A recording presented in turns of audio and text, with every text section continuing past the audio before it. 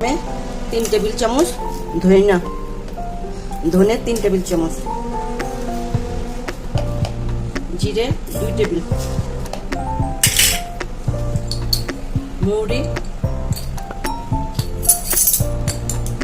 1 table চামচ,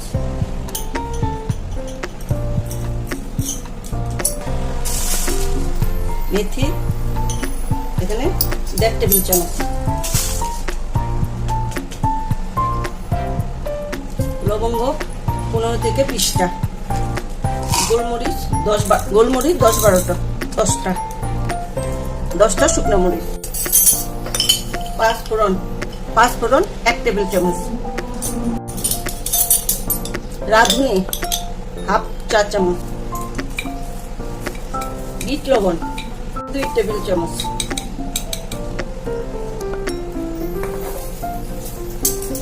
এগুলো আমরা একসাথে সব গুঁড়ো করে একটু সামান্য তেলে গুঁড়ো করে নেব।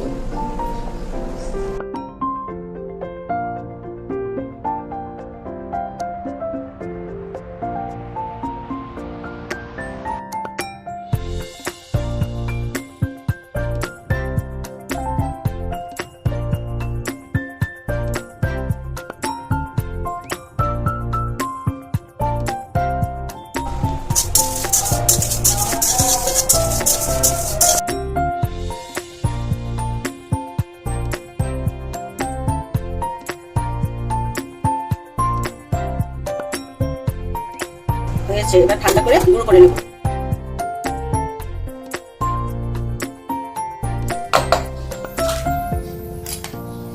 এই যে গুঁড়ো হয়ে গেছে, এবার এটার সাথে বিট লবণটা আর 1 চামচ টেস্টিং লবণ মিলিয়ে দিলে স্বাদটা একেবারে